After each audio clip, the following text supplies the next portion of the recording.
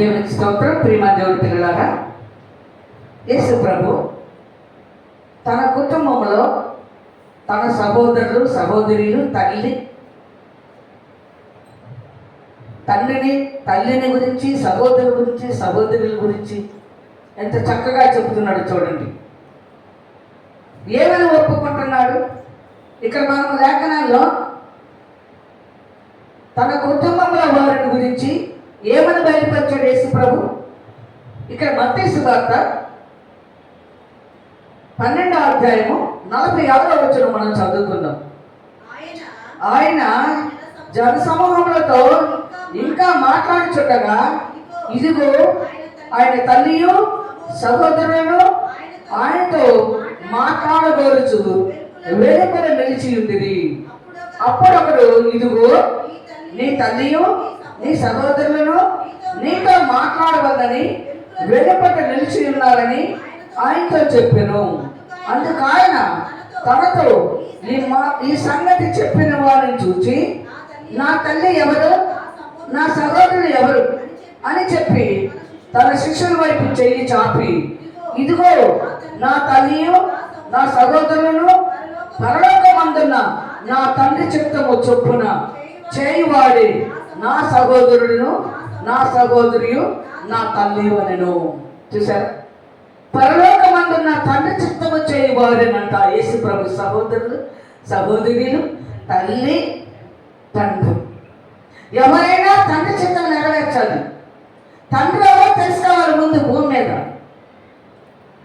చూసారా, యేసు ప్రభు సమాజ మందిరంలో ఉన్నప్పుడు ఆ జనసమూహములలో మాట్లాడుచుండగా, యేసు ప్రభు ఆ జనసమూహముతో మాట్లాడుచుండగా అక్కడ వచ్చి యేసు,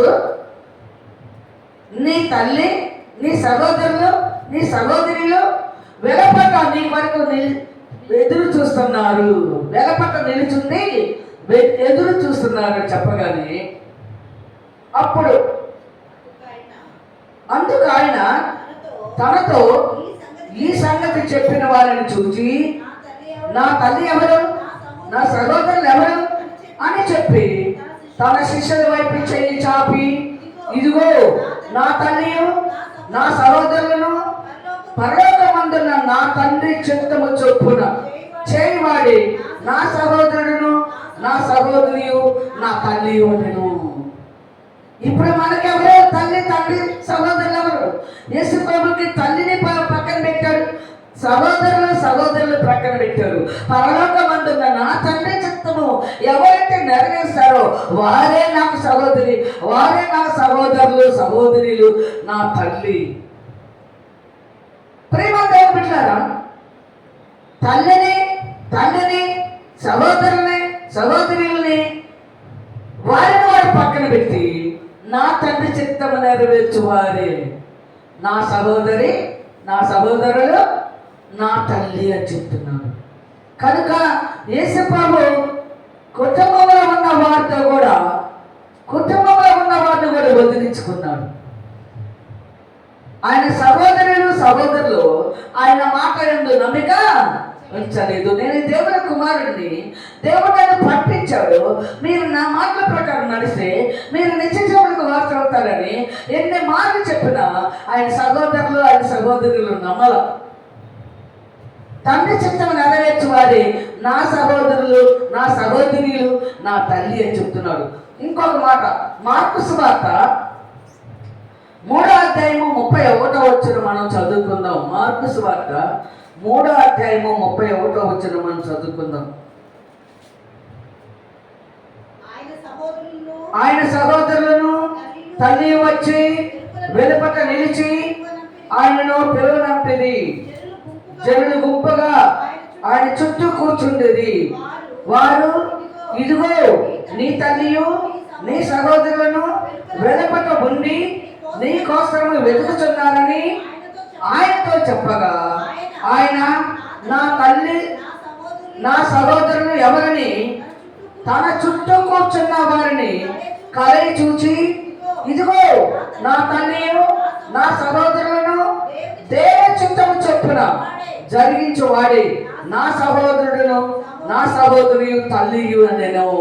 తండ్రి చిత్తం నెరవేర్చువాడే నా సహోదరులు నా సహోదరులు నా తల్లి.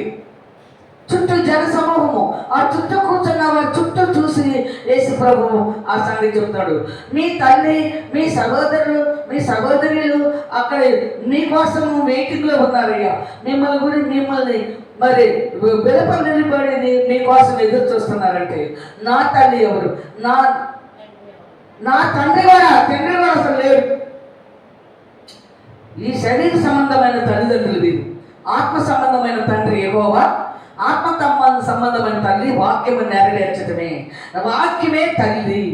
తండ్రి యెహోవా, ఆయన కుమారుడు యేసుక్రీస్తు, దేవుడు పంపించిన వాడు అభిషేకించి యేసు. కనుక ఈ శరీర సంబంధమైన ఈ తల్లిని ఈ సహోదరులు వీరు కాదు. పరలోకమందున్న నా తండ్రి చిత్తం ప్రకారం జరిగించు వారే నా తల్లి నా సహోదరులు నా సహోదరులు. ఆ విధంగా మనమైతే అనగలుగుతున్నామా? కనేసుకుందామా? ఇప్పుడు కుటుంబాన్ని ఎవరింటి వారు వారికే విరోధులు శత్రువులు అని చెప్పేశాడు. ఎందుకంటే నువ్వు ఒక త్రోవను పోతే వాళ్ళు ఇంకొక త్రోవను పోతాడు. ఒక ఇంటిలోనే ఒకరు ఒక మందిరానికి పోతే ఇంకొకరు మందిరానికి పోతాడు. ఒక ఇంటిలోనే ఒకరు ఒక మందిరానికి వస్తే ఇంకొకరు ఇంకో మందిరానికి పోతాడు. ఒక ఇంట్లోనే యెహోవా దేవుడు ఒకడంటే యేసుక్రీస్తు దేవుడు అని ఒకటి అంటారు.